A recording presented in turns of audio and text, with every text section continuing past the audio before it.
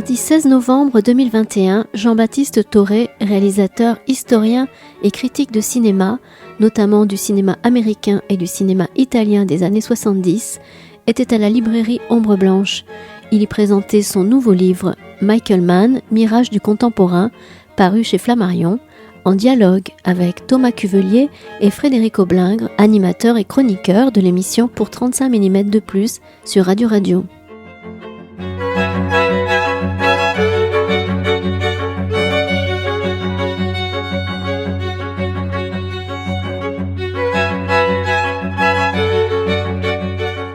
Bonjour à tous et merci d'être venus écouter Jean-Baptiste nous parler de son nouveau livre sur Michael Mann.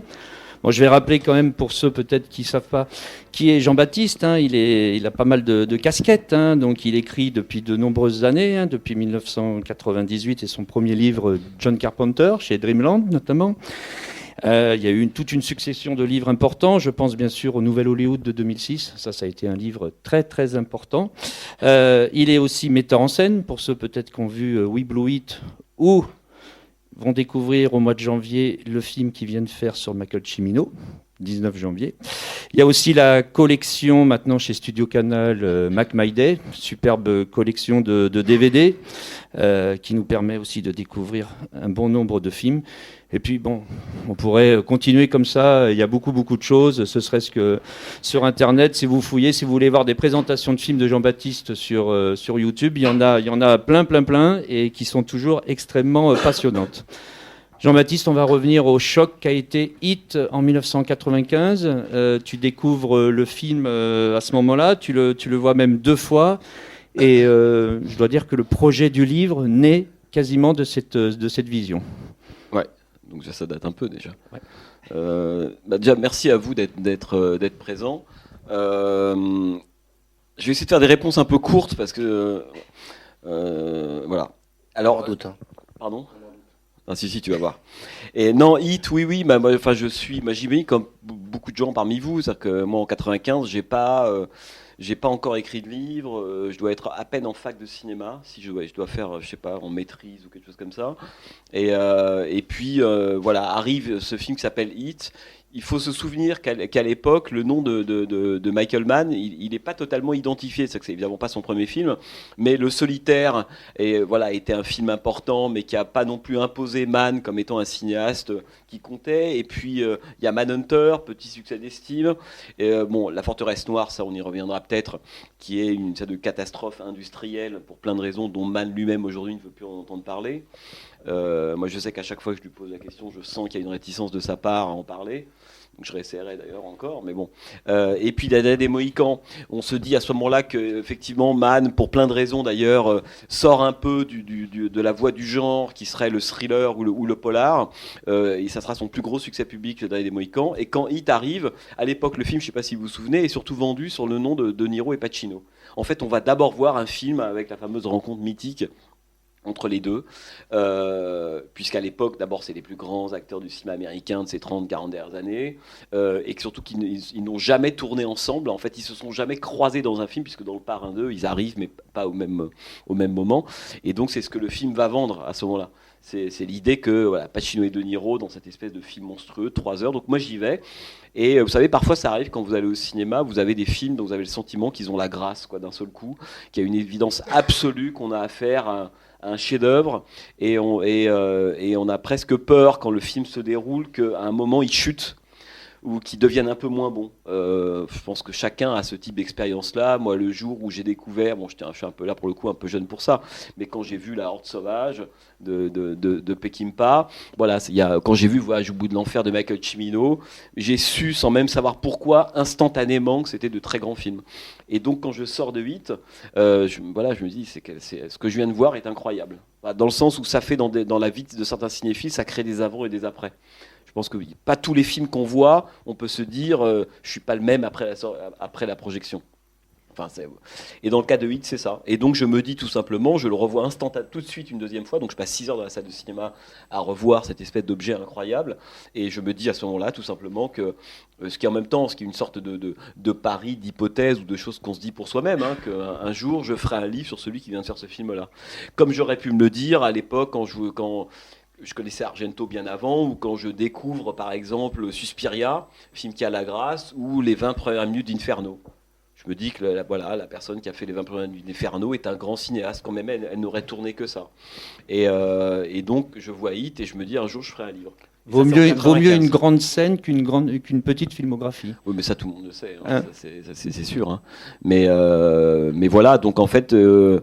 Et après, le temps fait son œuvre, c'est-à-dire que j'ai mis beaucoup de temps à finalement faire ce livre. Et c'est ce qu'on disait juste avant de venir. Et d'abord, moi, le confinement a été extrêmement utile. Ça m'a permis de le finir, vraiment. Et puis, je dirais que Michael Mann, en fait, en tout cas moi c'est comme ça que je l'ai ressenti, et parce qu'à partir de 8, moi je suis allé voir tous ces films me disant que c'était un cinéaste important. Il faut quand même se rappeler aussi qu'à l'époque la critique un peu institutionnelle, académique, officielle est pas complètement convaincue. Moi, je me souviens dans les cahiers en 95 lire une micro-colonne sur Hit en disant ouais c'est pas mal, c'est un peu décoratif quand même. Enfin, alors que des cinéastes qu'on a complètement oubliés font l'objet de 4, 5, 6 pages. C'est ça qui est bien, la critique, on se trompe et tout. Mais dans le sens où Michael Mann n'est pas du tout un cinéaste qui est instantanément reconnu par la critique. Et moi, ça me plaît toujours. Enfin, ça m'intéresse toujours quand il y a une espèce de petit combat à mener. Voilà. Et donc, je vais voir après évidemment tous ces films. Révélation. Vous avez tous vu ici tous les Michael Mann, j'imagine. À peu près. Non, je dis ça pour... Et Révélation, film absolument incroyable. Et ce que je trouve assez génial avec Mann, enfin il y a deux choses que je voulais dire, c'est que qu'on a vu Hit, on a le sentiment d'un espèce de film qui enterre, en tout cas qui arrive à la fin de quelque chose. Mais aussi bien dans l'histoire du cinéma américain, en plus 95, ce milieu, début des années 90, c'est le moment du Titanic de Cameron, c'est le moment du Casino de Scorsese, c'est le moment de Hit, et on a le sentiment qu'il y a une histoire du cinéma américain qui est en train de s'achever là, qu'on pourrait appeler l'histoire du cinéma américain classique, grosso modo. Et Hit est un très grand film classique, ou un très grand film post-classique, ça dépend comment on en parle, mais quand on voit, et d'ailleurs là, et c'est un film tragique, c'est un film qui enterre quelque chose, Hit, jusqu'au dernier plan du film, lorsque Pacino tient la main de De Niro, cette espèce de côté totalement élégiaque et tragique, on a vraiment le sentiment qu'à la fin de Hit, c'est un monde qui s'achève. Voilà, c'est pas uniquement l'histoire de deux hommes, un flic et un braqueur qui se retrouvent ensemble sur l'aéroport. On a vraiment le sentiment qu'un monde s'achève. Je sais plus quelle critique disait, vous savez, il y a des cinéastes pays, des cinéastes continents et des cinéastes monde. Voilà. Et Mann, pour moi, est un cinéaste monde. Donc, ce qui est assez génial dans son cas, c'est que Hit, il aurait très très bien pu, parce que le film a plutôt du succès, mais aura vraiment du succès au moment de sa sortie en vidéo, etc., etc. C'est pas un succès public en salle énorme au début. Hit, faut le rappeler, ça l'est devenu. C'est devenu un film culte par la suite, mais quand ça sort, c'est pas le cas. Et quand je vois Révélation 4 ans plus tard, je trouve que le geste de Mann est génial. C'est-à-dire que je me dis, il aurait très bien pu capitaliser sur Hit, ou en faisant ce que vont faire tous ses descendants, du sous-hit pendant 10 ans. Et aujourd'hui, d'ailleurs, la plupart des polars, c'est du sous-hit. Voilà. Pour le pire, à la Olivier Marshall, pour le mieux, à la Ben Affleck, tout le monde fait du sous-hit. Bon. Parce que depuis Hit, en fait, le polar ne s'est pas encore réinventé. En tout cas en Occident. Le cinéma asiatique, c'est autre chose. Mais il ne s'est pas réinventé. Et on aurait pu penser qu'après Hit, ayant trouvé une formule extraordinaire, à la fois sa mise en scène est incroyable, tout est assuré, il y a une espèce de grâce, de justesse, même de gestion du rythme entre le privé et les braquages, une espèce de rythme absolument incroyable. Et on aurait pu se dire qu'après Hit, il continue sur cette voie-là, et 4 ans plus tard, il fait Révélation, et on sent tout de suite que Mann est parti sur autre chose. C'est-à-dire qu'une caméra qui est une caméra portée, un montage beaucoup plus court, une espèce d'inquiétude, une présence de la figure humaine qui est beaucoup moins en fait centrée dans le cadre, alors que dans Hit, c'est un grand film classique pour ça, parce que l'homme est au cœur du monde, et quand l'homme disparaît, le monde disparaît. Dans Révélation, on sent qu'il y a une inquiétude nouvelle, et Mann qui est toujours pris entre deux impulsions, on pourrait dire, d'un côté une impulsion anachronique, Bon, la première fois que j'ai rencontré Michael Mann, c'était un peu sérieusement, c'est quand je devais le filmer pour We Blew It, il y a 5-6 ans. J'avais rencontré avant, mais un peu rapidement, et là je lui ai écrit, il fait pas beaucoup d'entretiens Michael Mann, et je lui dis, écoutez, voilà, je vais faire un film sur le devenir de la contre-culture, etc. J'aimerais bien que vous soyez dedans. Il me dit, bon. Mais il savait déjà que j'écrivais un livre sur lui. Il me dit, mais vous voulez qu'on parle de quoi? Mais je lui dis, écoutez, moi je pense que vous êtes un cinéaste anachronique. Et je lui explique assez longuement pourquoi. Et il me dit, ah ça, je veux bien qu'on en parle. Et donc, je comprends à ce moment-là, quand je dis anachronique, c'est quelqu'un qui n'est pas de son temps, c'est-à-dire qui a un coup de retard et un coup d'avance. Pour moi, les grands cinéastes, on pourrait parler de Peckinpah, on pourrait parler de Melville, on pourrait parler de Visconti. C'est des gens ou de Cimino, qui ont une part qui a du retard et une part qui a de l'avance. Et donc voilà. Et avec Hitz et avec Mann, ce qui est assez génial avec lui, c'est qu'on sent que c'est un cinéaste, évidemment, faut le rappeler, qui est né en 43, donc qui appartient à la génération des années 70, du nouvel Hollywood, mais qui ne tourne pas de film pendant cette période-là. Voilà. Et ça, je pense que biographiquement et artistiquement, c'est le point de départ de son œuvre, vient de là. À savoir que l'homme a commencé à faire des films trop tard. Voilà. Ça ne veut pas dire que les films sont pas bon, c'est tout le contraire. Mais il est évident que quand vous regardez Le Solitaire, pour ceux qui l'ont vu, Le Solitaire, James Caan, un voleur de bijoux, le film s'ouvre alors qu'il a passé 12 ans derrière les barreaux. Et il a du temps à rattraper, parce que le temps est perdu, donc il faut aller vite. Et il faut vite reconstituer une famille. C'est le temps que Mann a perdu, les 12 ans Moi, je pense qu'il encode dès le début cette espèce de retard. C'est-à-dire que les 12 ans qu'a passé James Caan dans Le Solitaire en prison, c'est les 12 ans passés par Michael Mann à la télé. Ouais. Et non pas qu'il ait rien appris, il a appris des choses à la télévision, mais pendant que tous ses petits copains du Nouvel Hollywood faisaient des films, lui, il était à la télé, à travailler sur des scripts, Starsky et Hutch, ce truc-là. Et donc, il fait son film, ce qui, dans le parcours d'un cinéaste, c'est quelque chose d'intéressant quand même, de se dire qu'un cinéaste du Nouvel Hollywood qui fait son premier film l'année de La Porte du Paradis. Genre, ça vous perturbe quand même. Donc, tu dis, ah bon, non, c'est fini. Que tu fais ton premier film, tu appartiens à la génération de tes copains, De Palma, il est plus jeune que Friedkin, tous ces gens-là, mais lui, il arrive trop tard. Et je pense que ce retard va être quelque chose qui va devenir une matière dans tous ces films. Tous ces personnages sont obsédés par le temps passé, par le time is luck, et une de ses répliques les plus fréquentes, par le temps perdu, par le temps à rattraper. Et Mann devient, et à partir de 8, ça devient un cinéaste obsédé par la question de la vitesse et du temps à rattraper, on pourrait dire. Et puis son côté avant-gardiste, évidemment, c'est le fait de ne jamais se laisser dépasser par le mouvement, mais le mouvement de la technologie, le mouvement du cinéma, etc. Ce qui fait que dans tous ces films, l'âge d'or, ça ressemble aux années 70. Je ne sais pas si vous vous souvenez, quand, je sais pas, ne serait-ce que dans Révélation, évidemment, Al Pacino est l'ancien élève de Marcuse, on a les portraits de Malcolm X, il va tourner Ali, évidemment, dans Miami Vice, quand Colin Farrell et Gong Li font leur espèce d'escapade à la Havane, ils se remettent, le temps se décontracte un peu, ils se mettent à parler de leur âge d'or personnel. Et l'âge d'or personnel de Colin Farrell, ça porte deux noms, c'est Lynyrd Skynyrd et Allman Brothers, quoi. Et donc, les années 70, pour Mann, c'est l'âge d'or. Le problème, c'est qu'il a été empêché à ce moment-là. Et puis, de l'autre côté, c'est un cinéaste qui est obsédé par le fait d'être à l'heure. C'est-à-dire, d'où son obsession du numérique, quand il tourne Collatéral, premier film en HD, etc. Et c'est ça qui m'a aussi beaucoup plu dans l'œuvre de Michael Mann, c'est que lorsqu'il va tourner Révélation, il est déjà en train de se dire, ne faisons pas des films en fait, comme si le temps n'avait pas passé. Faisons pas des films de vieux, mais qui sortiraient aujourd'hui. Le problème aujourd'hui, c'est évidemment la vitesse, c'est la question du numérique. Et est-ce que le numérique peut pas être aussi, lui, un objet poétique à explorer? Et ils sont très peu nombreux, les cinéastes américains, à avoir pris le numérique, non pas en grippe, en se disant... Je prends le numérique et je fais avec le numérique des films comme on faisait en 35, ce qui est complètement ridicule, ce qui fait que tout le monde dit oui, mais bon, le charme est plus là. Ouais, évidemment. Si tu penses que tu peux faire avec une caméra HD, une Alexia, enfin toutes ces caméras HD, la même chose qu'en 35, non, ça ne marche pas. Ce qui fait qu'il y a tellement de films en retard aujourd'hui parce qu'ils n'ont pas pensé leur support et leur technologie. Et puis il y a des gens comme, ou alors des gens qui ont même refusé la HD. C'est presque plus noble à mon avis. Dire Paul Thomas Anderson, Tarantino, non, nous c'est le 35, le 70, etc.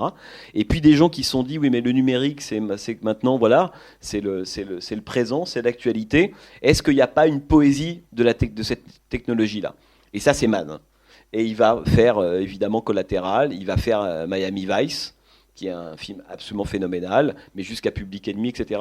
Et donc on voit bien cette espèce de chez lui, de mélange entre d'un côté un type des 70s qui est arrivé trop tard, donc en retard de certaine manière sur lui-même et tout, et quelqu'un qui est obsédé par le fait d'être à l'heure, d'un point de vue presque stylistique et de la mise en scène. Et quand vous regardez la mise en scène des films de Mann après Hit, Révélation, évidemment, enfin Insider, Ali, Public Enemy, etc., et quand vous voyez sa mise en scène avant Hit, vous vous rendez compte qu'on est complètement passé d'un stade, on pourrait dire classique, à un stade beaucoup plus contemporain.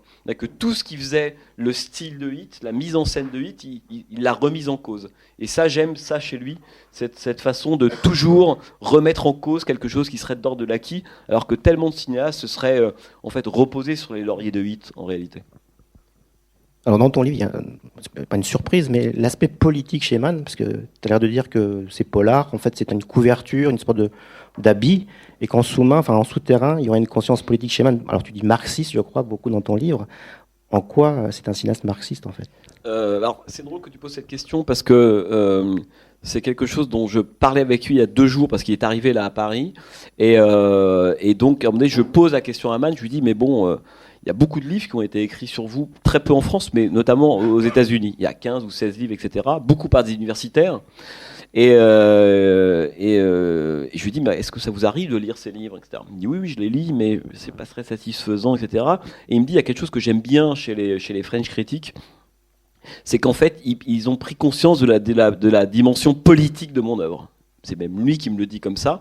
Donc le mot marxiste, c'est pas moi qui l'invente, c'est lui qui le répète en permanence. Et quand on connaît son bagage idéologique, il me fait beaucoup penser à Visconti, Michael Mann. C'est-à-dire que c'est l'aristocrate communiste. Vous voyez ? Et Mann, il vient de Chicago, d'un milieu plutôt... il s'est mis à appartenir à un milieu plutôt favorisé, plutôt éduqué, culturellement ultra structuré. C'est quelqu'un qui a beaucoup lu.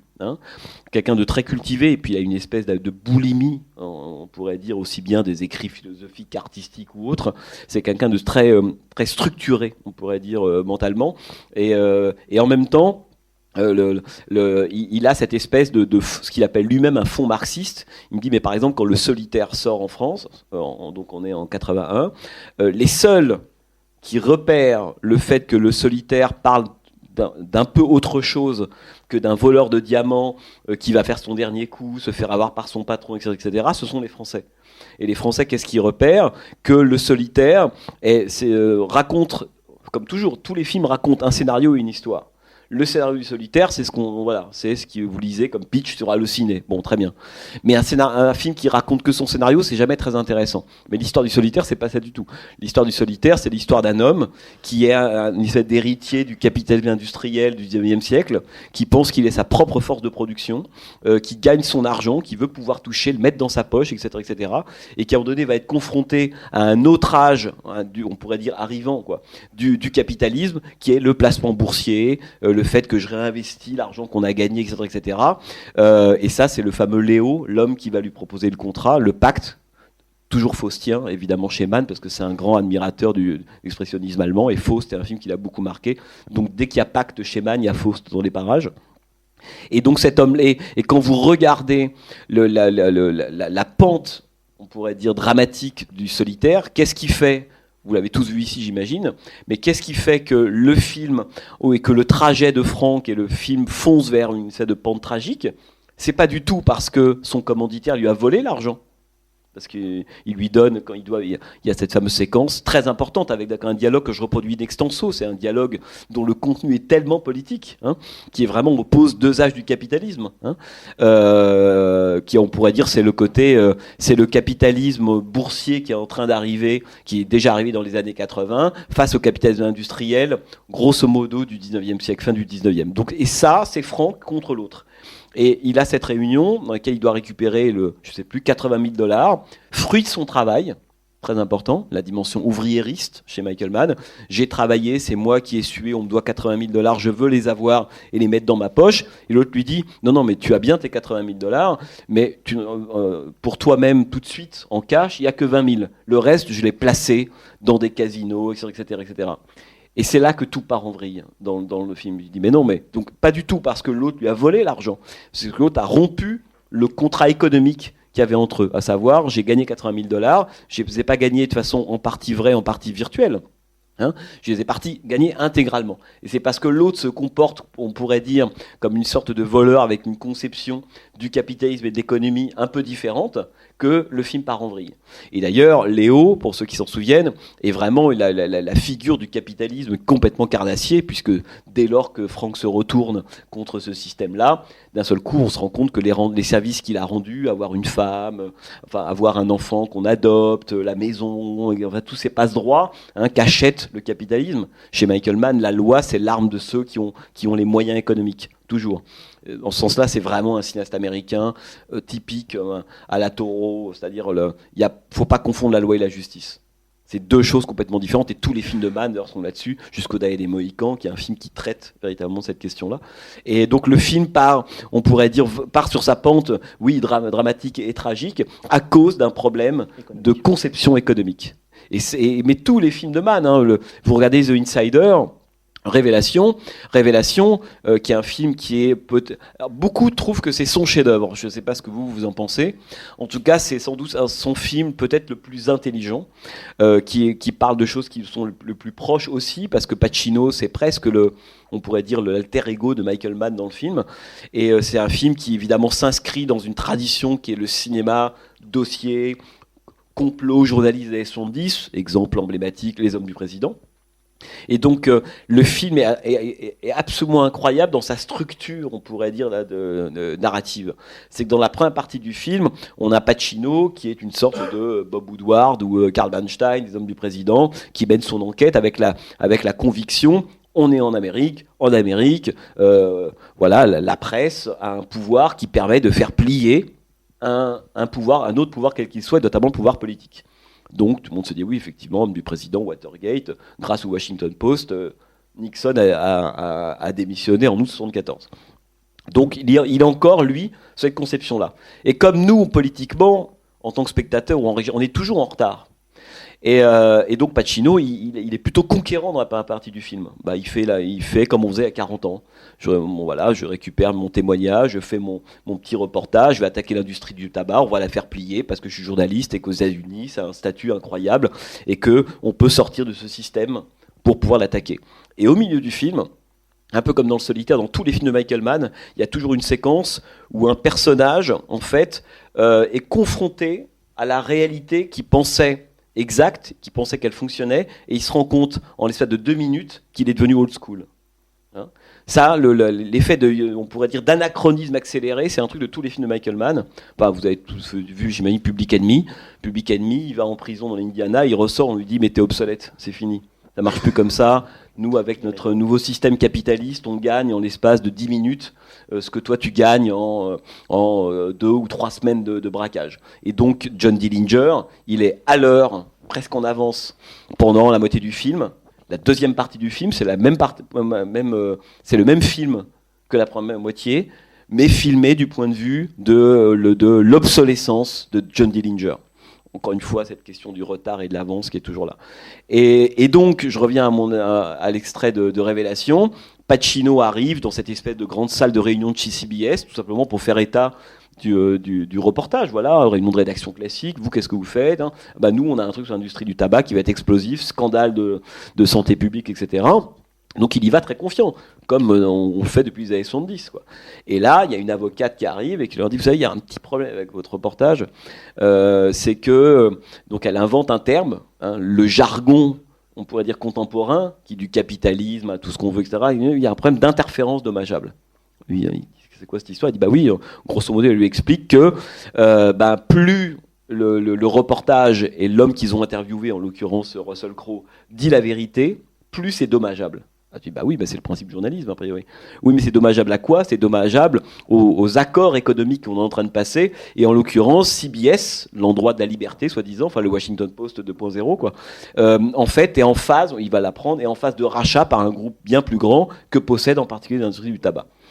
Et donc, dépucelage intégral pour Pacino. En 2 minutes, il comprend qu'en fait, il s'est complètement fourvoyé, et lui se pensait conquérant, à l'heure, victorieux, etc. En fait, il se rend compte que c'est un homme du passé en 1 minute. Et là, il a cette phrase géniale qui dit mais alors c'est Alice au Pays des Merveilles. Et voilà.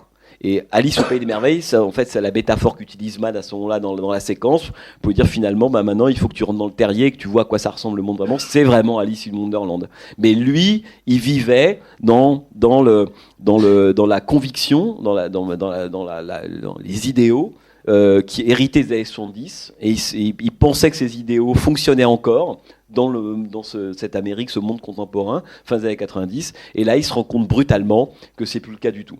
Et là on rentre dans la seconde partie du film, et dans le livre je dois écrire un truc du genre, on passe des Hommes du Président à Parallax View d'Alain Pakula, et évidemment révolution copernicienne.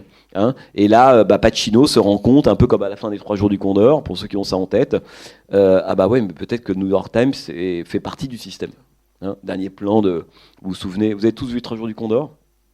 Hein, dernier plan de Robert Redford, victorieux, mais moi je risque rien, le New York Times est au courant, donc si le New York Times est au courant, évidemment la vérité va éclater, on est plus fort que la politique, et puis il s'en va, il y a une fanfare, et puis il y a le type qui fait partie du complot qui lui dit, mais qui le regarde, et qui pose une question vertigineuse, il lui dit, est-ce que vous êtes sûr que New York Times va publier? Et l'image se fige, passage au noir et blanc, inquiétude existentielle totale, fin du film. Et là, pour moi, c'est des moments très importants dans l'histoire du cinéma américain, et donc aussi dans la compréhension politique de l'Amérique à ce moment-là. C'est que Robert Redford, le film n'apporte pas de réponse à la question, mais dans la mesure où il s'achève sur cette espèce de moment suspendu, il en apporte une. Vous voyez ce que je veux dire? Et Mann fait la même chose avec Révélation. Et d'ailleurs, Pacino, sa seconde partie du film devient pour lui une sorte de baroud d'honneur, très à la Peckinpah, parce que Mann adore les films de Peckinpah. Quand vous le rencontrez, il vous parle toujours à un moment donné de Sam Peckinpah ou de Pat Garrett. Et évidemment, quand on voit Hit, on se dit que La Horde sauvage n'est pas très loin. Et donc Pacino va faire, c'est le baroud d'honneur, mais il sait que c'est fini. Hein, il a toute fin de Révélation extraordinaire, puisque Pacino dit moi je vais partir maintenant. Et l'autre lui dit mais pourquoi tu pars? Parce que c'est fini. J'ai plus ma place là-dedans, etc., etc. Et puis il y a ce moment génial de la fin de Révélation lorsqu'il est dans l'aéroport d'Helena dans le Montana, et enfin le fameux reportage est diffusé après tellement d'énergie, de coups bas, mais il sent que c'est la dernière fois qu'un truc comme ça pourra avoir lieu.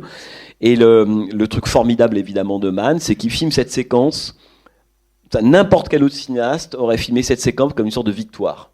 À la fin, on y est depuis 2h40, enfin ce fameux reportage est diffusé à la télé, enfin la vérité s'impose, etc. Voilà. Et évidemment, je pense notamment à la veine Capra, quoi, si on veut. L'explosion de joie, la victoire de la vérité, de l'individu contre le système, etc. Et Mann, comme toujours, les fins de film, c'est quand c'est des victoires, ça ressemble à des défaites, et quand c'est des défaites, ça ressemble à des victoires.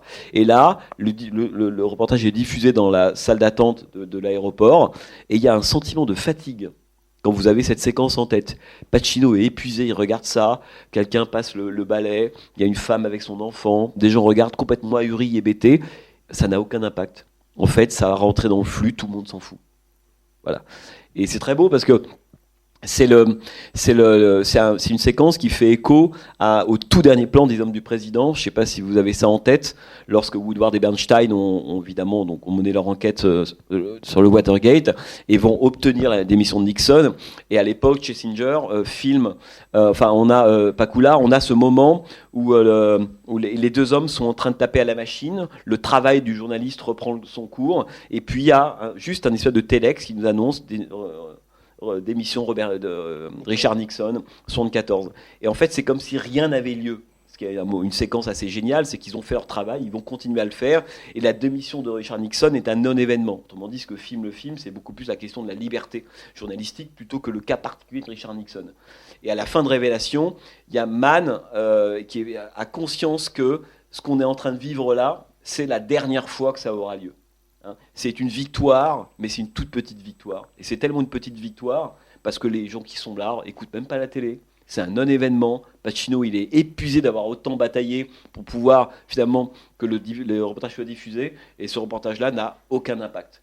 Et donc, Insider est un film absolument génial du point de vue de ce que ça raconte, de ce point de vue-là. Je ne sais plus quelle était la question, mais voilà où j'arrive. Jean-Baptiste, tu consacres un chapitre sur les professionnels, sur la maîtrise. En quoi ça sert d'être aussi compétent dans son domaine dans les films de Mann ? Ça, c'est une vraie question. Mais même en règle générale, pas même dans la vie de tous les jours. Non, mais en fait, l'idée de ce chapitre-là, c'est de se dire que la figure du personnage ou du héros mannien, c'est la figure du professionnel. Voilà. Dans les films de Michael Mann, le point commun, c'est que tous les personnages sont très bons dans ce qu'ils font. Voilà, la compétence, le professionnalisme, une espèce d'excellence dans ce qu'on fait. Et peu importe qu'on soit boxeur, voleur de bijoux, flic, peu importe. Avocat, journaliste, enfin, voilà. Ça, c'est le héros mannien, c'est celui qui est un professionnel. Voilà, enfin, collatéral, très bien. Et là où ça devient formidable, c'est que tous ces films racontent, comme Mann est un auteur, il fait toujours le même film.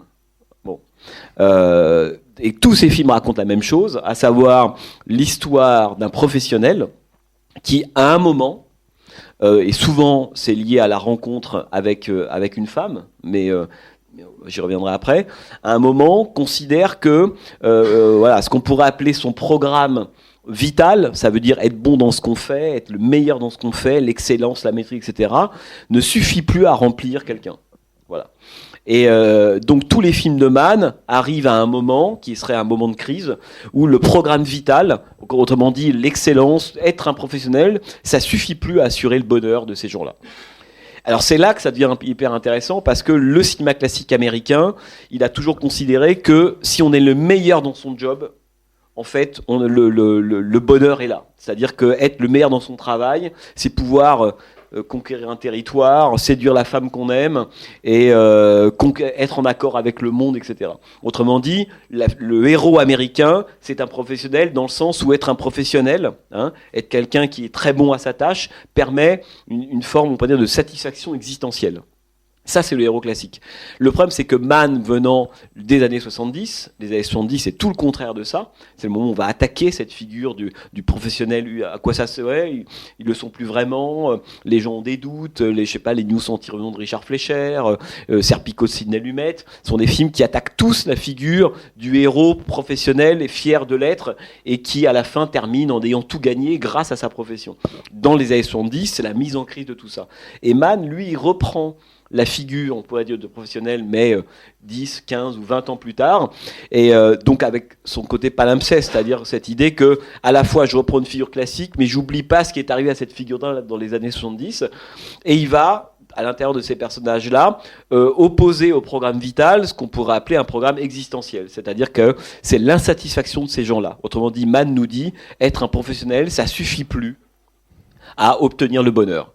Et ça, c'est aussi bien de Manhunter, Heat. On voit Heat, par exemple, le personnage de Neil McCauley que joue Robert De Niro, c'est le plus professionnel de tous, mais il y a un truc qui lui manque. Il n'est pas satisfait, il y a un manque, et ce manque, c'est une angoisse existentielle. Et ce qui lui manque, là, en l'occurrence, c'est en rencontrant cette femme, c'est fonder un foyer, partir avec quelqu'un, etc. Autrement dit, le métier ne remplit plus son homme, alors que ça le remplissait jusque-là. Et là, ce qui caractérise les films de Michael Mann, en fait, c'est le moment où le personnage vit la crise entre le programme vital et le programme existentiel, mais son problème, ou sa malédiction, c'est qu'il veut maintenant les deux à la fois. Et on ne peut jamais avoir les deux à la fois. Vous avez tous vu Heat, souvenez-vous à la fin de Heat, lorsque De Niro part avec Edie, enfin la femme qu'il a rencontrée, il y a une séquence qui est extraordinaire, la séquence du tunnel. Ils sont à 2 doigts d'aller à un aéroport pour pouvoir s'enfuir, etc. Donc là, programme vital, programme existentiel accompli, formidable. Il a réussi à avoir la femme qu'il voulait. Il a un peu sécurisé les survivants de ses amis. Il va s'en sortir. Et puis, à ce moment-là, le programme vital ressort. Il dit, ouais, mais quand même, le type qui nous a trahis, il est quand même quelque part à l'aéroport. Si on se faisait un petit détour rapide. Et évidemment, le film, c'est fini pour lui à partir du moment où il décide, très beau, lumière blanche à ce moment-là. Et regardez cette séquence, parce qu'au début, ils sont cadrés tous les deux ensemble. Le couple, il existe. Le moment existentiel existe. Et dès que De Niro dit, j'ai un petit truc à faire, t'inquiète pas, etc. Et là, ils sont cadrés séparément, ils habitent plus dans le même monde, elle est partie, lui est parti. Et parce qu'il veut à la fois avoir l'existence, il veut les deux programmes, il échoue à avoir et l'un et l'autre. Enfin, c'est Franck dès le solitaire. Franck, dans le solitaire, il a son programme vital, c'est parfait, il a de l'argent, il a un garage, il a tout l'argent qu'il lui faut, mais il lui manque un truc quand même. C'est un foyer, un enfant, voilà, une satisfaction personnelle, plus intime, etc. Et c'est là qu'il va, il va, en certaine manière, signer un pacte avec celui qui va lui permettre d'avoir ce programme existentiel en accéléré. Or, c'est un pacte faustien, et comme il voudra les deux, il perdra tout. La fin du solitaire, c'est à la fois j'ai perdu mon argent, j'ai plus de travail, etc. et j'ai perdu ma femme et mon enfant. Et il y a le plan qui est le plan évidemment le plus emblématique de cette crise, qui est le plan qui est à peu près, quand vous tapez Michael Mann sur Internet, vous tombez 9 fois sur 10 sur un même plan, qui est De Niro face à la baie vitrée, en face de l'océan Pacifique, etc. Ce qui est devenu le plan emblème du cinéma de Michael Mann, pour appeler, je sais pas, le plan océanique. Voilà. Qui est assez génial, parce qu'on se rend compte que quand vous regardez les films de Michael Mann, il met du temps à le trouver, le plan. Il va petit à petit, il va trouver des bouts, des fragments, et puis un jour, ce plan va apparaître constitué, c'est dans Hit. Là aussi, c'est pour ça que c'est intéressant, par rapport à ce que je dis un peu au début sur l'importance de Hit comme un premier point terminal dans la carrière de Michael Mann. Et dans le solitaire, il y a ce moment où les deux personnages arrivent devant le lac Michigan. Et puis, ça va avoir un beau plan qui dure, je sais pas, 10-15 secondes. Et James Caan, après son braquage, il est là avec son donut. Et puis ce pêcheur qui est joué par un bluesman d'ailleurs de Chicago, ils regardent tous les deux le lac Michigan. Et l'indice est magique. Et puis après, c'est le début de Manhunter. Et la toute fin de Manhunter. D'ailleurs, je dis ça. Vous avez tous vu Manhunter ? Ok. Je dis ça parce que dans Manhunter, c'est un film. Moi, j'ai compris Manhunter. Enfin, compris, pas le scénario, mais compris de quoi ça parlait vraiment, un jour en confrontant le premier et le dernier plan du film. Puisque le premier plan du film, c'est ce profiler du FBI qui a été mis un peu de côté parce qu'il a eu quelques problèmes psychologiques et physiques avec son dernier cas. Et il est donc, on est sur la plage, le film s'ouvre comme ça. On est sur la plage, sur une plage de Floride. Et puis lui est assis sur un énorme tronc d'arbre qui barre un peu l'horizon et il nous fait face. Autrement dit, il fait dos à l'horizon. Je dis ça, c'est quand même un drôle de plan parce que c'est le contraire de ce que, par exemple, Hit, c'est le contraire de ce qu'est un plan de Michael Mann. C'est dans un plan de Michael Mann, on fait face à l'horizon, la caméra est derrière le personnage principal, etc. Bref. Et dernier plan de Manhunter, c'est le même. Si ce n'est que William Peterson, enfin l'acteur qui joue le rôle principal, s'est retourné vers l'horizon, le tronc a disparu et la famille rentre dans le cadre. Et ça, on pourrait presque dire, c'est un truc chimiquement pur de à quoi a servi le film. En fait, on se dit, tout Manhunter, c'est comment j'enlève le tronc d'arbre et comment je me retourne vers l'horizon. Autrement dit, au début, c'est un homme dont toutes les apparences font que son programme vital, il est comblé. Super baraque, voilà, sa femme, tout est là. Donc non, je dis une bêtise. Son programme existentiel est parfaitement comblé, mais il y a un truc qui lui manque. La musique un peu étrange, je sais pas si vous vous en souvenez. Le fait qu'il y a ce tronc qui barre l'horizon, il y a plein d'indices de dysfonctionnement. Ça a l'air, c'est quasiment de la carte postale, mais dedans il y a des problèmes à régler quand même. Et tout le film, c'est comment j'enlève les problèmes pour que arrive enfin le plan mannien, qui est Petersen regardant l'horizon, l'accord vital, existentiel, tout est là. Et tous ces petits exemples-là, le bleu de la forteresse noire, parce que la forteresse noire a aussi une importance dans le développement de tout ça, parce que c'est son moment expressionniste. Vous l'avez tous vu, la forteresse noire, enfin, ce qu'on peut voir de la forteresse noire, quoi. Mais c'est vraiment le coming out expressionniste de Michael Mann. C'est le moment où là, il met des potards partout, tout est bleu, tout est réalisme magique, on y va à fond les ballons. Mais en même temps, tout ça, quand vous cumulez le plan du solitaire, celui de Manhunter, le bleu de la forteresse noire, et le dernier plan du dernier Mohican, vous vous souvenez, avec les 3 survivants qui regardent le grand paysage de Caroline du Nord, vous mettez ça dans un shaker et vous avez le plan de Hit. Voilà, avec des influences de tableaux, etc. Et donc ce plan que Mann va reprendre dans tous ses films, à savoir le personnage principal qui contemple une étendue désertique, un peu longuement. Alors c'est l'océan, l'horizon dans Pacifique dans Heat, c'est une plaine du Midwest dans John Dillinger, c'est le tarmac de l'aéroport dans Black Hat, enfin on pourrait multiplier comme ça les exemples, c'est le golfe du Mexique dans Insider. Ce plan-là, c'est le plan, évidemment le presque le plus emblématique du cinéma de Michael Mann, puisque c'est le plan où s'exprime la crise d'un personnage qu'il va falloir qu'on élucide. De Niro, il arrive très très vite dans le déroulé de 8, assez vite, devant cette baie vitrée. Et on se dit à ce moment-là, tout avait l'air formidable pour lui, il maîtrise, il a une équipe, etc. Mais il y a un truc qui lui manque. Si on reste pendant 20 secondes, en plus le plan est assez génial, on passe au flou, d'un seul coup on rentre dans le mental du personnage et dans ce vide qui lui manque. Et ça reste quelque chose d'assez abstrait en général, puisque c'est un truc à combler, y compris la carte postale. L'appartement est vide aussi d'ailleurs. L'appartement est vide. Alors après, tout ça rejoint plein de choses chez Mann, son espèce de rapport au postmodernisme, à la société, au monde moderne, dont il est on pourrait dire un grand contempteur d'une certaine manière, où c'est l'appartement postmoderne que conspue Pacino dans Hit. Quand il part de chez lui, il dit mais c'est quoi cet appartement postmoderne de merde ? Et donc c'est de ce point de vue-là, c'est aussi un cinéaste qui s'intéresse énormément à la question de l'espace, à la question du verre. D'ailleurs, pour ceux qui s'en souviennent, au tout début de Black Hat, dans la cellule, je ne sais pas si vous vous souvenez, il y a quelques bouquins qui sont posés, qui pour moi est le seul micro-défaut des films de Michael Mann. Un jour je lui dirai quand même. C'est le moment où il y a Chris Hemsworth qui sort de Thor, et qui est en train de faire ses exercices, il a son casque, etc. Et puis sur l'étagère, il y a un bouquin de Baudrillard, de Lyotard et de Foucault. Alors pourquoi pas, mais j'ai un peu de mal à croire que Chris Hemsworth il lit Derrida tous les soirs. Mais bon, c'est pas grave. Et donc on comprend à ce moment-là que ce plan-là, c'est un plan presque où Michael Mann nous dit en 2015, donc après 25 ans de film, en fait voilà quelques-uns de mes socles idéologiques. C'est peut-être la seule fois dans la filmo de Michael Mann où un plan est fait pour le spectateur et pas pour les personnages ou ne rentre pas dans l'histoire. Là, je sens qu'il nous dit quelque chose à nous, parce que, oui, Chris Hemsworth en train de faire ses abdos, je ne le vois pas en train de lire Derrida ou le système des objets de Baudrillard. Peut-être que je me trompe. Mais en tout cas, c'est le sentiment qu'on a, que c'est pour les spectateurs. Et on voit bien combien la théorie, on pourrait dire toute la French théorie postmoderne, des années 70, a complètement infusé, en fait, le cinéma de Mann.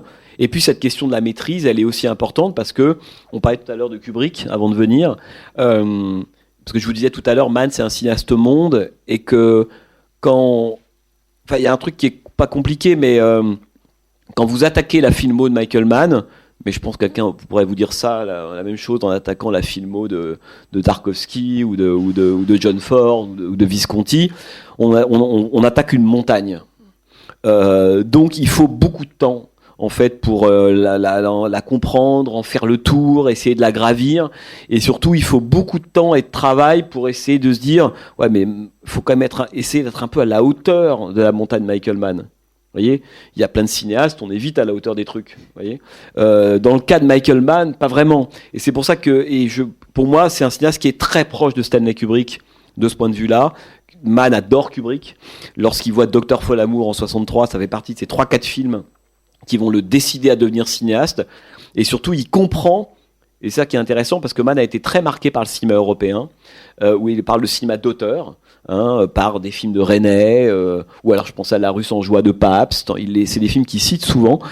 Mais ce qui ne fera pas de Mann un cinéaste européen, c'est que quand il voit Dr. Folamour de Kubrick, il comprend ce qu'il veut faire, à savoir un cinéma pour le plus large public possible, et en même temps le plus auteur et le plus personnel possible. Et il se dit, la magie des films de Kubrick, c'est ça. C'est que ce sont des films qui tentent à la fois de divertir, à l'américaine, c'est-à-dire même des blockbusters ou autres, mais ce sont des très très grands films d'auteur. Et comment ça marche ? Le travail, l'exigence, Mann est un perfectionniste fou et tout le monde le sait. C'est quelqu'un qui travaille du matin au soir de façon colossale. Et il comprend surtout que l'indépendance, qui est quelque chose qui obsède ses films, d'ailleurs ces personnages, est la clé de tout. Et c'est pour ça qu'il va créer cette boîte de production qui s'appelle Forward Pass.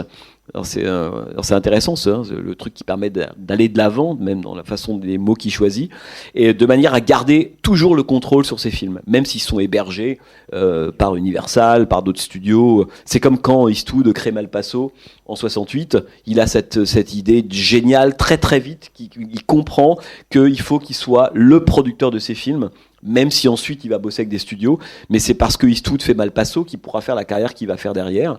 Et Mann crée Forward Pass extrêmement rapidement pour garder le contrôle. Alors, ce contrôle, il a marché jusqu'à Black Hat. Vous avez peut-être tous vu Black Hat. Qui n'a pas vu Black Hat? Ah, alors qu'est-ce qu'on fait? Et non mais Black Hat qui a été un film, vous le savez, qui a été un échec colossal. Pas artistiquement, moi c'est un film que j'aime beaucoup, mais d'un point de vue commercial, ça a eu des entrées salles. C'est Universal qui a distribué le film. Le film a coûté très très cher, 200 millions de dollars. On a rapporté 15 aux États-Unis. Donc c'est un échec colossal. C'est sa porte du paradis à lui. Pardon ? C'est sa porte du paradis à lui. Oui, ça porte du paradis à lui. D'ailleurs, la preuve, c'est qu'il ne tourne plus depuis 6 ans et qu'à Hollywood, là, par contre, il n'y a pas le CNC. Hein. Donc, si votre film, personne ne le voit, c'est fini. Donc, tout le problème de Black Hat, ça a été ça, et que Universal donc, a vu que le film était un échec. Et le pire, ça, c'est la méthode de distrib américaine, c'est-à-dire que quand Universal voit que c'est un tel échec, ils ne prennent même pas la peine de le distribuer correctement ailleurs dans le monde. Alors que l'échec de Black Hat aurait pu être compensé par une exploitation dans le monde correcte. Mais je ne sais pas si vous vous souvenez de la sortie de Black Hat en France, c'était quasiment une sortie technique. Hein, Universal s'en foutait. Moi, je me souviens, j'étais à vos téléphones en disant, vous avez quand même fait de Michael Mann, mais bon, rien. En fait, le film a été quasiment volontairement massacré par Universal, et on a beau s'appeler Michael Mann, donc, on se dit en France, oui, quand même, Michael Mann aux États-Unis, il fait ce qu'il veut quand il veut, c'est pas vrai du tout. Aux États-Unis, vous valez toujours ce que vaut votre dernier film, hein, c'est pas plus compliqué que ça. Et ce qui fait que depuis 6 ans, il a beaucoup de mal à tourner, Michael Mann. Il a plein de projets, là, il a un pilote de Tokyo Vice, Enzo Ferrari, un projet qu'il a depuis 20 ans. Et c'était même De Niro à l'époque qui devait jouer le rôle d'Enzo Ferrari.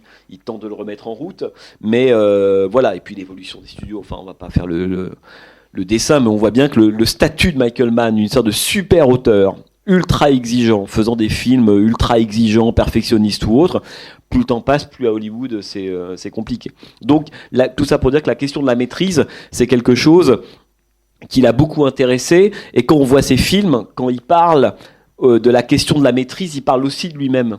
Puisque tous ces films racontent quand même l'histoire de personnages qui tentent de tout maîtriser, qui sont obsédés par la maîtrise de son métier, des gens qu'on connaît. Enfin, quand vous regardez, De Niro dans Hit, c'est l'obsédé de la maîtrise. Tom Cruise dans Collateral, c'est l'obsédé de la maîtrise. Et à la fin, il y a toujours quelque chose qui fait que finalement le monde ou ce que vous pensiez maîtriser vous échappe. Donc en fait, ce que nous racontent les films de Michael Mann, c'est qu'on ne maîtrise évidemment jamais tout, et que ceux qui croient que le monde, on peut le paramétrer, et donc on peut le maîtriser, c'est ceux qui vont au devant des chocs existentiels et des illusions les plus fortes. Ce que se raconte aussi Michael Mann à lui-même. C'est ça qui est aussi intéressant. Hein, c'est qu'on sent qu'il parle de lui-même. Quand vous allez... Michael Mann est quelqu'un qui est dans une espèce d'obsession de la maîtrise. C'est-à-dire que quand vous voyez les films de Michael Mann, vous voyez Michael Mann. Il est comme ça. C'est-à-dire que tout ce qu'on se raconte là, le professionnel, l'obsession du temps perdu, le perfectionnisme, le goût du design, de l'élégance, de la vitesse, l'inquiétude, etc. Tout ça, c'est Michael Mann. Et donc, d'une certaine manière, quand on n'a pas besoin de faire de biographies de Michael Mann, il suffit juste de voir ses films. Oui, donc les personnages sont très importants chez lui, tu l'as raconté tout à l'heure. Mais la ville aussi est importante dans son cinéma, à partir de Collateral, notamment que ce soit Los Angeles, après il y aura Miami Vice, avec Miyavi. Qu'est-ce que dit la ville des personnages et du monde, en fait, tel qu'il a fait? Alors, il y a une sorte de fascination pour ces villes, et en même temps une sorte de répulsion, et qu'elle écrase les individus. Qu'est-ce que ça dit de son cinéma et des personnages enfin, la façon de filmer la ville, par exemple? Alors, dans ce que tu dis, il y a deux choses auxquelles il faut que je pense, c'est que la première, tu dis fascination ou répulsion. Les deux. Ça, ouais. Et donc je fais une micro-parenthèse avant de répondre à ta question, sur cette question-là qui, moi, me semble capitale. Parce que Michael Mann, moi je me dis toujours, quand aujourd'hui, ou effectivement, si je cherche les films américains qui me parlent du monde contemporain, qui me permettent de le comprendre, de l'expliquer, parfois mieux que n'importe quel essai d'histoire ou de sociologie, je dis toujours, regardez un film de Michael Mann. Parler de l'économie, du marxisme, tout est là. Et ce qui est intéressant, c'est qu'on pourrait se dire, oui, mais Michael Mann produit la critique du monde contemporain. Voilà. Grosso modo, du Solitaire à aujourd'hui, c'est, et m'en a dit de façon bien plus pénétrante, efficace que beaucoup de films militants, etc., puisqu'il est toujours dans le gris. Bref, le grand cinéaste du contemporain, pour moi, c'est Michael Mann. C'est que je veux comprendre le monde contemporain, je veux voir un film de Michael Mann. Et en même temps, s'il ne produisait que la critique, il ne pourrait pas avoir ce statut, d'une certaine manière, de cinéaste qui fait des blockbusters. Et souvenez-vous de l'affiche de Miami Vice, affiche atroce, je ne sais pas si vous vous en souvenez, où ces deux types-là, la Ferrari, etc. Et puis beaucoup de gens, moi je sais, au fil des années, qui sont un peu réticents avec Michael Mann, me disent ouais, mais bon, il y a quand même un côté un peu kitsch, les grosses bagnoles, les avions dans l'air, les costumes Armani, enfin bon. Et pour moi, c'est ça le génie de Michael Mann. Le génie de Michael Mann, c'est que s'il produisait que la critique du contemporain, il s'appellerait Abel Ferrara. Et j'adore Ferrara, c'est pas le problème. Mais Michael Mann, lui, c'est en ce sens-là qu'il a vraiment compris la question du capitalisme contemporain. Enfin, ce que Jameson appelle le capitalisme tardif. C'est que pour produire efficacement la critique de quelque chose, et après on arrive à Los Angeles parce qu'on est vraiment là-dedans, il faut aussi prendre en charge sa part de séduction. Ce qui fait que chez Michael Mann, la forme publicitaire, c'est pas un défaut. C'est pas une sorte de moment de coming out, etc.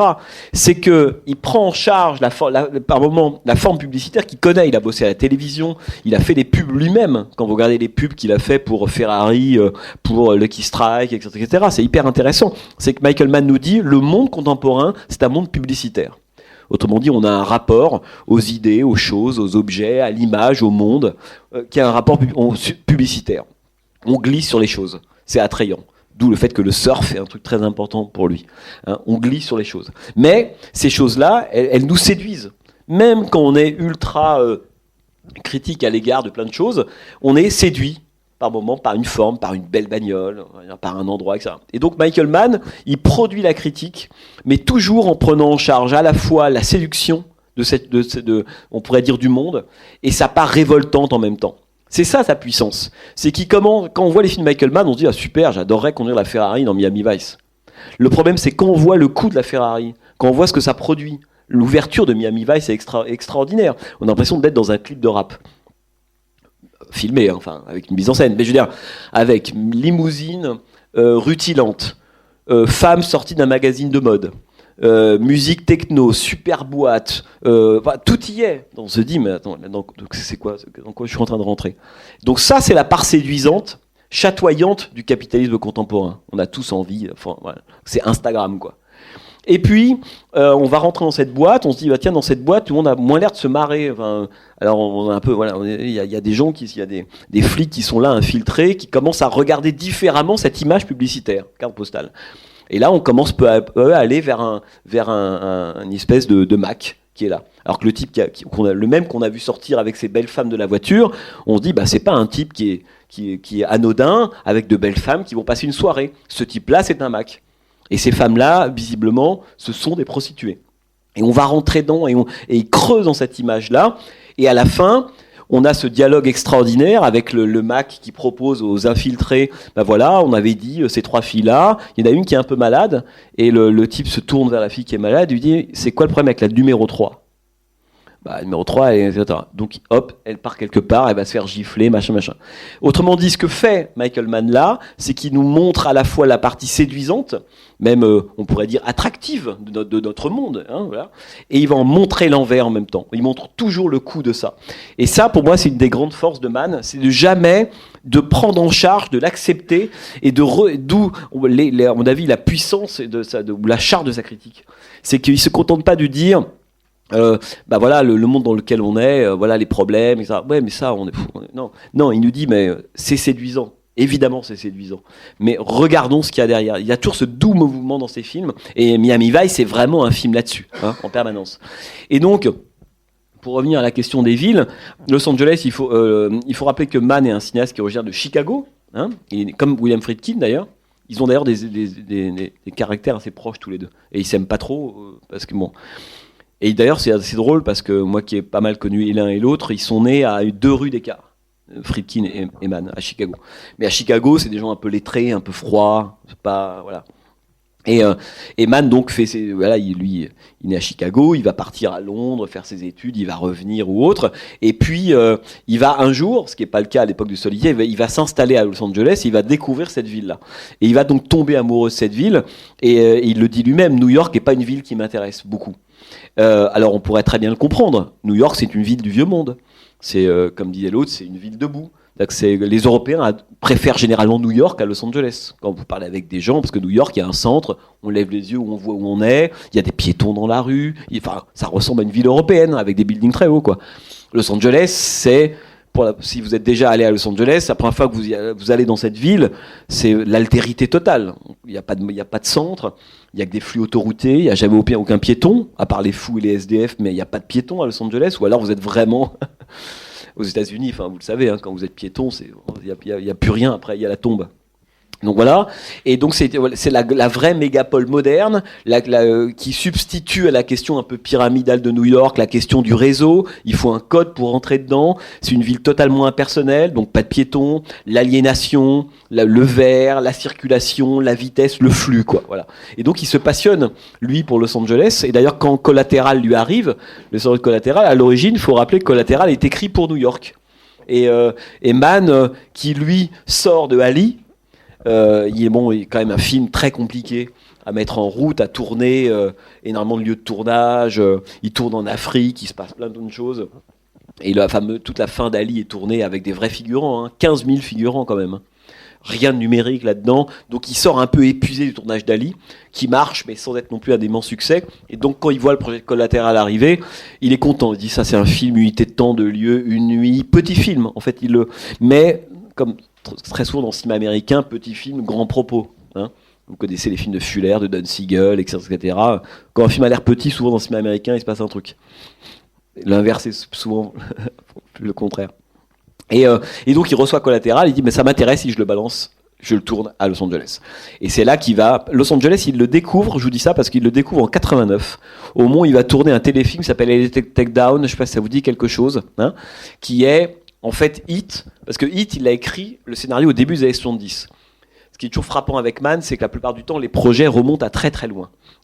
Et Hit, c'est un scénario qu'il a écrit, qui dure 3 heures au début des années 70, et il aura donc mis 25 ans à pouvoir faire ce film. Mais à la fin des années 80, on lui donne la possibilité, en fait, de tourner une version télé de Hit. Et ce film s'appelle Electric Takedown, qui est donc tourné à Los Angeles.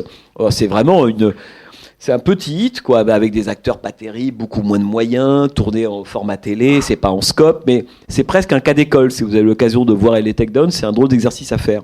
Et c'est là qu'il découvre Los Angeles.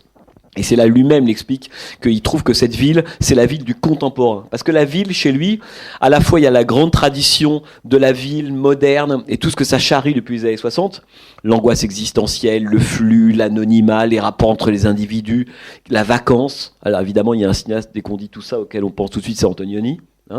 Voilà. Bon, j'en dis pas plus, sinon si je commence à appuyer sur le bouton Antonioni, on n'est pas rentré. Michael Mann d'Antonioni. Ouais, mais je dois lui en parler, mais surtout parce que moi je pense que quand vous regardez des films d'Antonioni, vous connaissez un peu Antonioni, vous regardez les films d'Antonioni, et je dirais surtout un film comme L'Éclipse, par exemple, moins Profession, moins Zabriskie, mais voilà, je dirais Le Cri, L'Éclipse, et surtout L'Éclipse, vous voyez combien... c'est assez drôle d'ailleurs, c'est un cinéaste qui est dans les veines de Michael Mann, mais un peu comme sur un mode plus comique, plus satirique, qui est Jacques Tati. D'ailleurs, Tati et Antonioni, ils sont contemporains. Ils vont tous les deux, en fait, faire l'état des lieux du vide existentiel que produit la société moderne. Voilà. Chez Tati, évidemment, tout le monde a bu Trafic, Mon oncle, etc. Et chez Antonioni, pardon. Playtime aussi. Playtime. Et chez Antonioni, évidemment, notamment sur les rapports entre les hommes et les femmes. Bon, L'Éclipse, chef-d'œuvre absolu. Et en fait, on se rend compte que Mann, en fait, il reprend cette ligne-là, d'une certaine manière, mais totalement liée à la question du contemporain. Et pour lui, dans les années 90, Los Angeles est la ville qui est la plus à même de comprendre ce que c'est que l'angoisse existentielle, c'est la figuration de cette angoisse-là et du capitalisme contemporain, c'est Los Angeles. Le réseau, il n'y a pas de centre, le flux, l'importance du verre, en même temps la sauvagerie qui est toujours à 2 doigts d'être là, les fameux coyotes dans Collatéral, parce que c'est quand même aussi Los Angeles, vous baladez à Los Angeles pour avoir des coyotes ou des choses un peu étranges, et puis l'horizon pacifique. Ça me fait juste penser qu'il y a un livre, je ne sais pas si vous l'avez lu, qui s'appelle Amérique de Jean Baudrillard. Vous l'avez lu ce livre ? Lisez-le, c'est génial. C'est vraiment là, bon, peu importe, mais c'est un petit livre, vous le trouvez en biblio, je crois. Il fait 150 pages, c'est Baudrillard qui écrit une sorte de journal intime au moment où il est en train de tracer les États-Unis pour aller enseigner à Vegas. Et donc il écrit sur l'Amérique et c'est extraordinaire parce que c'est vraiment, vous avez l'impression par moment de voir l'Amérique telle que Michael Mann l'aurait filmé, quoi. Et donc Los Angeles est la ville qui est à l'heure. Et ce qui est assez drôle, parce que Los Angeles, encore une fois, Mann est quelqu'un de totalement dès qu'il est à un endroit où il sent qu'on peut se poser, tout de suite il s'échappe. C'est le contraire de la personne qui capitalise une forme, un style, un succès. Même s'il y a des points communs, il y a une patte d'auteur, évidemment. Et donc Los Angeles, pour être tout à fait honnête, depuis le début des années 2000, après Collatéral, on pourrait dire, il est passé un peu à autre chose. Et moi, ça m'intéresse beaucoup dans l'évolution du cinéma de Michael Mann, qui essaie toujours d'aller là où est le contemporain, d'être le plus à l'heure possible, quoi, de l'humeur générale, etc. Et on voit qu'il se déplace vers l'Asie, Michael Mann. C'est-à-dire que c'est le personnage de Gong Li dans Miami Vice, et c'est évidemment un film comme Black Hat, où Los Angeles devient une espèce d'endroit, c'est 2-3 motels un peu miteux, etc.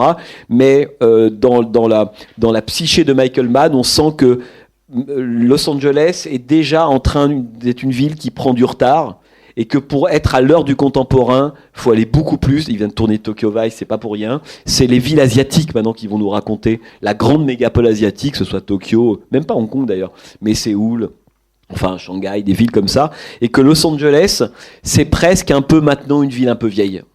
Et j'aime la façon dont il s'est dit Los Angeles est vraiment la ville du présent, du contemporain dans les années 90, mais c'est plus exactement là que ça se passe maintenant. Et on voit combien il s'en est échappé depuis en fait déjà presque une quinzaine d'années en réalité. Jean-Baptiste, il nous reste pas beaucoup de temps, mais juste un petit mot quand même. On a beaucoup parlé de maîtrise. La Forteresse Noire, quand même, c'est un film à part dans sa carrière. Il a perdu le contrôle. Qu'est-ce qui s'est exactement passé sur ce film ? La Forteresse Noire, c'est qu'à l'époque, il adapte, enfin, pour faire court, il adapte un roman de Colin Wilson, qui en fait l'intéresse. Il y a quasiment rien ne l'intéresse dans le roman. À part cette idée d'un mal enfoui, voilà. Pour ceux qui ne connaissent pas Forteresse Noire, on est vraiment Seconde Guerre mondiale, un groupe de nazis est chargé d'aller sécuriser une espèce de forteresse au bord d'un col qui s'appelle le col d'Inou, au fond des Carpates. Et quand cette espèce de détachement nazi débarque dans la forteresse, dans cette forteresse noire, The Keep en anglais, ils sont un peu surpris parce qu'ils se rendent compte que la forteresse a été conçue d'un point de vue architectural, non pas pour empêcher l'intrusion de forces extérieures, mais pour empêcher quelque chose à l'intérieur d'en sortir.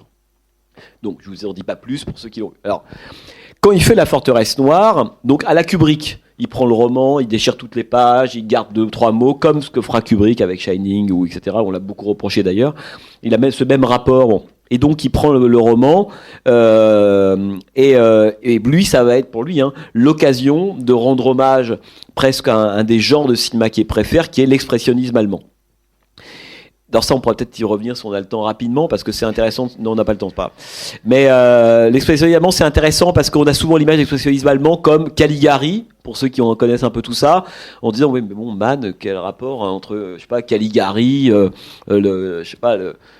et puis tous les Faust, enfin, toutes les langues, ces trucs-là, avec quel rapport entre Lotte Eisner, en gros, et Michael Mann. Et en fait, moi, j'ai mis du temps à comprendre ça. Parce que, évidemment, quand on voit la Forteresse Noire, c'est son hommage à l'expressionnisme allemand. Bon. Donc, tout y est. Vraiment, véritablement. L'importance, le rapport entre la frontière très ténue entre le rêve et la réalité, puisque vous connaissez la théorie de Lotte Eisner, c'est que les rêves des Allemands, dans les années 20, en fait, anticipent l'arrivée d'Hitler et le régime nazi. C'est les rêves qu'il faut regarder parce que l'histoire de demain, elle est dans les rêves d'aujourd'hui. Bon, bref. Lisez, c'est un livre génial, ça s'appelle L'écran démoniaque. paru à l'époque chez Ramsey Poche, qui est un grand livre sur l'histoire du cinéma d'expressionnisme allemand. Et donc on se dit, alors il fait La Forteresse Noire pour rendre hommage, et tout y est évidemment, les liens vampiriques, l'importance du décor, enfin, voilà, c'est vraiment son hommage. Et en même temps, ce qui est assez fou, c'est qu'on se dit, quand on voit les films de Michael Mann après, il n'a cessé de dire que l'expressionnisme est un truc important pour lui, c'est que comment lui il comprend l'expressionnisme allemand. C'est pas uniquement des perspectives un peu tordues, et puis des gens un peu fous, et non. Pour lui, l'expressionnisme allemand, c'est le moment où, quand il est jeune cinéphile, il comprend que la forme doit prendre en charge le contenu du film, la subjectivité à la fois du cinéaste, mais même des personnages, etc. Autrement dit, ce qu'on pourrait appeler le réalisme magique. Il n'y a plus de frontières entre les deux. Et ça, il comprend ça. Et donc, lui va chercher... C'est pour ça que Révélation est un film si important. C'est parce que pour moi, Révélation est son premier film expressionniste. C'est-à-dire que dans Hit, d'une certaine manière, on a encore une mise en scène classique. De l'ordre du point de vue, du placement des personnages, du cadre. Il se sert des couleurs, il se sert des mouvements de caméra, mais quand même. À partir de Révélation, il tente d'entrer dans la subjectivité de ses personnages, beaucoup plus que dans ses films précédents. Et c'est pour ça qu'il y a un vrai écart entre les deux. Parce que la question du style, c'est comment transmettre ce que Deleuze appelait la subjectivité invisible. Enfin, Deleuze, parlant des films d'Antonioni, avait cette phrase géniale. Ce qui est génial quand on voit un film d'Antonioni, il écrivait, c'est qu'on pénètre l'étrange subjectivité des choses. Voilà. Et ce point-là, c'est le point que cherche Michael Mann. C'est que le début de Révélation, on a une caméra qui est derrière un peu portée, on n'est plus vraiment dans un plan objectif, on n'est pas complètement dans un plan mental, on est dans une espèce d'entre-deux. Et ça, là, c'est vraiment la leçon expressionniste.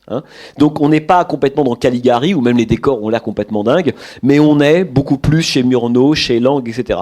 Autrement dit, la forme devient le style par lequel on va tenter de rentrer dans la subjectivité du monde et des différents personnages. C'est pour ça que Révélation, à mon avis, est son premier film expressionniste. Je faisais cette parenthèse pour terminer donc sur The Keep. Et donc La Forteresse Noire, il fait ce film-là. Donc il va tourner d'ailleurs à Londres, pas loin des studios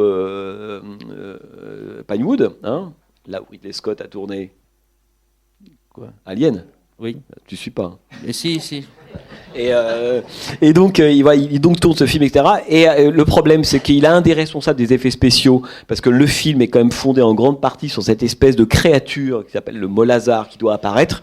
Mais Mann, en fait, plus jamais il oubliera ça, part en tournage sans avoir tout sécurisé. Il y a encore des zones d'ombre dans le scénario, il y a encore des zones d'ombre sur à quoi va ressembler la créature. Il y va quand même, et il va le payer très cher, puisque le fameux Wally Weavers qui devait s'occuper de ça, qui avait bossé sur plein de films très célèbres, etc., ne lui montre rien. Lui dit, mais t'inquiète pas, au moment quand il faudra, tout sera dessiné, tu verras la créature, elle sera exactement comme tu vois. Et puis évidemment, l'homme meurt, et donc ils sortent les croquis, il n'y avait rien du tout. Et donc Michael Mann, toute l'équipe, tout le monde est complètement perdu, et ils vont faire appel un peu à la rescousse à Enki Bilal, qui va faire cette atroce créature, et Mann la trouve horrible, une espèce de Terminator ridicule, mais dès que ça apparaît dans... Et après il y a un autre défaut dans La Forteresse Noire, il faut quand même le dire, c'est que le film se passe pendant la Seconde Guerre mondiale, et donc fait émerger deux types de mal. On pourrait dire le mal fantastique, cette créature Molazar, etc. Et puis un mal historique qui est la question des nazis, qui est extrêmement dur, on pourrait dire, à organiser face au mal Molazar. Ça pèse quoi, l'espèce de créature d'Enki Bilal, quand on est en train de parler du nazisme. Et donc le film, donc problème de montage, ils sont obligés au dernier moment de se débrouiller comme ils peuvent. Il fait un premier montage, Mann, qui dure 3h30. Il va chercher Tangerine Dream, le début de La Forteresse Noire, c'est les débuts d'ailleurs de la mésentente avec Friedkin, puisque c'est quand même très Sorcerer. Pour ceux qui ont vu Sorcerer de William Friedkin, le début de La Forteresse Noire, c'est vraiment Tangerine Dream, les camions, tout y est, quoi. C'est voilà, on sent qu'il est marqué par ça, et le film sera évidemment une catastrophe, et plus jamais, en fait, lui voudra vraiment en reparler, et autant Mann est prêt par moment à remettre un peu le film sur l'établi. Il fait des director's cut, il remodifie d'autres trucs de montage, il l'a fait pour Ali, pour Miami Vice, etc. Autant La Forteresse Noire, il veut pas entendre. C'est vraiment le film maudit que lui a enterré. Non, c'est complètement enterré. En tout cas, lui vivant, c'est toujours la même chose. Lui vivant, on n'a aucune chance un jour de voir une autre version que celle qu'on voit aujourd'hui, de 1h35, 38, quelque chose comme ça. Oui, il reste 10 minutes. Il y a peut-être des gens qui veulent poser une question à Jean-Baptiste. Ouais, vas-y. Ils veulent qu'on arrête. 42. Ouais.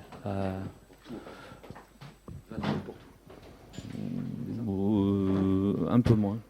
Moins 5. D'accord. Bonsoir. Bonsoir.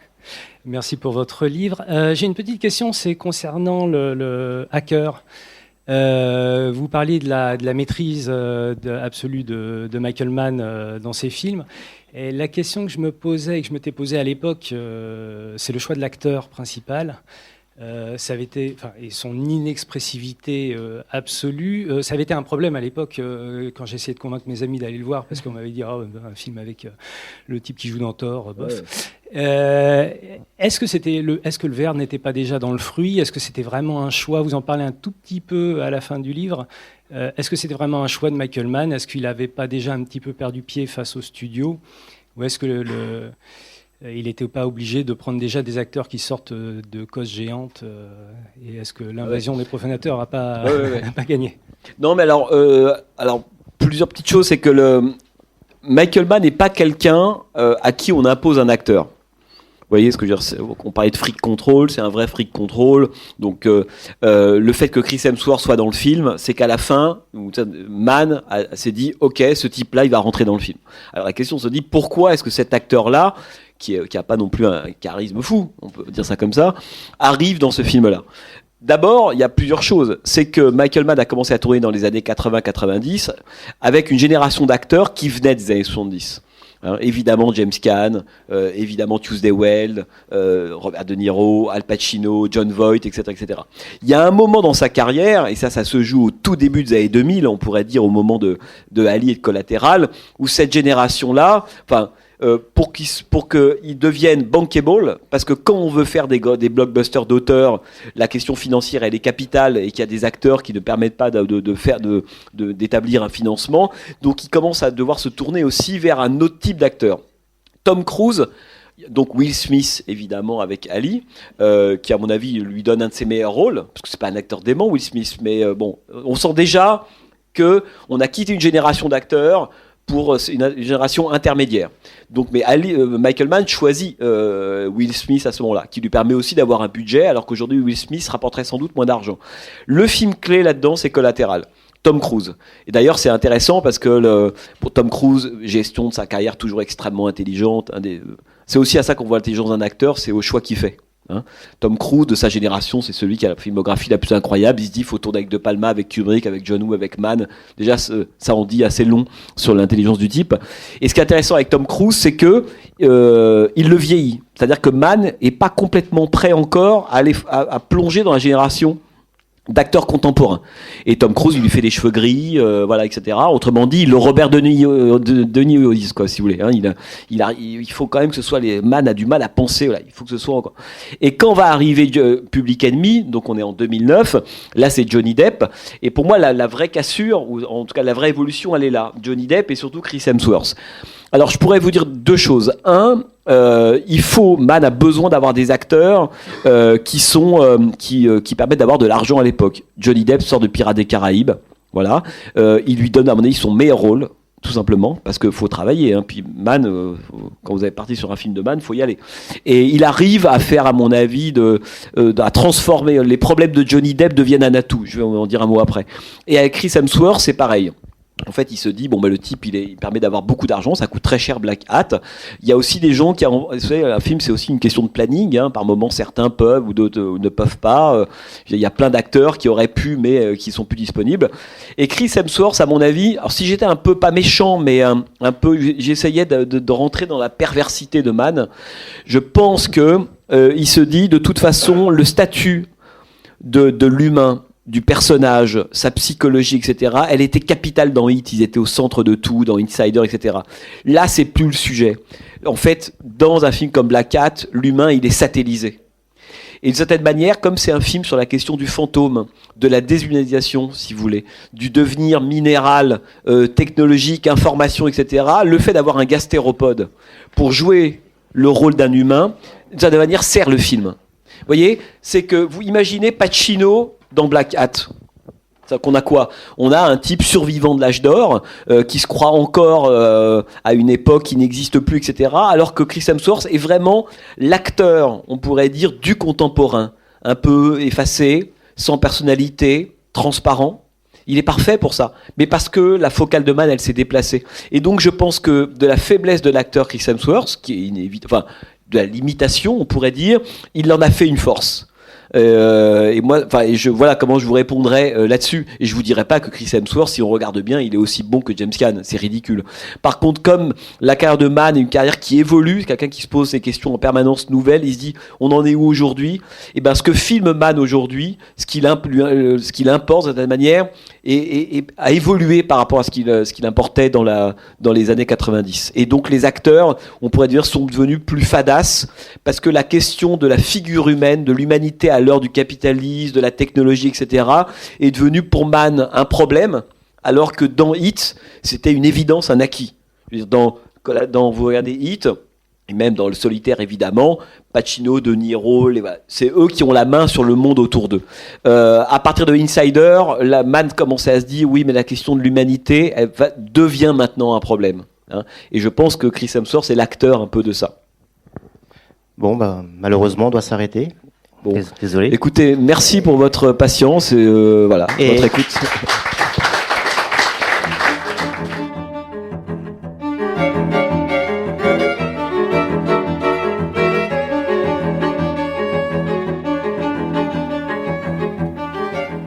La rencontre que vous venez d'écouter avec Jean-Baptiste Thoré a été enregistrée le 16 novembre 2021 à la librairie Ombre Blanche à l'occasion de la parution de son livre Michael Mann, Mirage du contemporain aux éditions Flammarion. Jean-Baptiste Thoré est l'auteur depuis 1998 d'une douzaine de livres sur le cinéma, sur John Carpenter, Dario Argento, George Romero, Michael Cimino et sur le nouvel Hollywood entre autres. Il est le réalisateur aussi de We Blew It. Cette rencontre a été réalisée et mise en onde par Radio Radio.